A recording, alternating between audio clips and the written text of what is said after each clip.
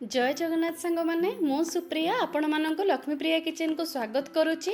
आपण मैंने देखिले ना आमर ये जो मुड़की केते बढ़िया क्रिस्पी कुड़मुड़िया बनी। ये मुड़कीटा बनैबा बहुत सहज, तो चलतु देखि नबा ये रेसिपीटी। तो एथिपाई मुझे 3 कप भरिकी नहीं चाउल गुंड, मार्केट रे जो चाउल गुंड मिलूँ से चाउल गुंड आम नबा। तापरे आमे मेजरमेंट हिसाब रे करबा 3 कप रे 3 कप चाउल गुंड रे 2 कप एठी पानी नबा।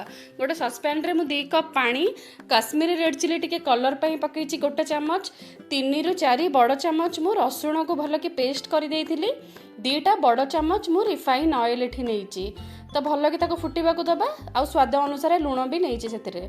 तो एठी मु एठी बेसन गुंड नेइची। बेसन आमे नबा एठी 2टा बड़ चमच। आपण चाहिए जो रोस्टेड चना थाए से चनार पाउडर भी नहीं पारे। तो बटर 2टा मेल्टेड बटर आम 2टा बड़ चमच नबा।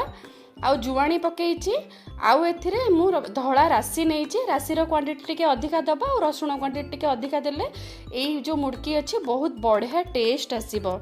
तो एबे पानीटा हमर बहुत गरम अच्छी। तो एबे कौन करबा, आकु आमे गोटे चामच साहाଯ୍ୟରେ गोळेई नबा भल की। पानी को धीरे धीरे करके ढालिबे, आउ चारिआडे भल की आकु गोळेई नेबे। तो एटा एबे जमा आमे टच करबानी, कहिना पानीटा पूरा फुटुथिला, फुटिबा पानीटा को एठी देइचे आमे। तापरे आकु किछि समय पई कवर करी नबा। कवरटा एबे खोली की देखिबा छुई होची हमर ए जो डोटा को।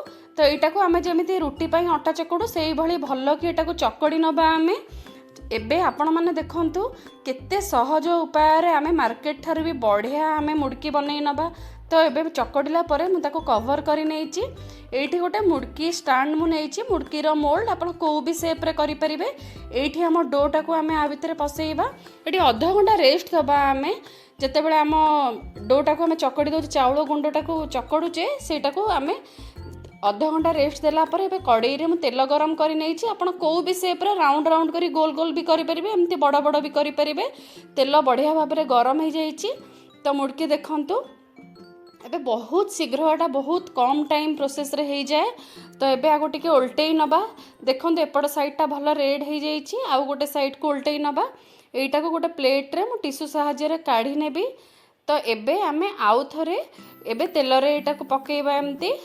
तो जस्ट एटा तेल टिके अधिका गरम थिबो पकेइबा, पोड़ी जीवो भी आपण देखिबे, मझरे मीडियम कर देबे नले फ्लेम को। देखंतु एबे एठी देखौची केते क्रिस्पी बनीची हमर मुड़की। जदि आपण माननकु एही वीडियोटी भलो लागिची ताहाले लक्ष्मीप्रिया चैनल को सब्सक्राइब करबा को बिल्कुल भी भूलिबेनी। वीडियोटी को शेयर करिवे, लाइक करिवे। Stay tuned for next video. जय जगन्नाथ।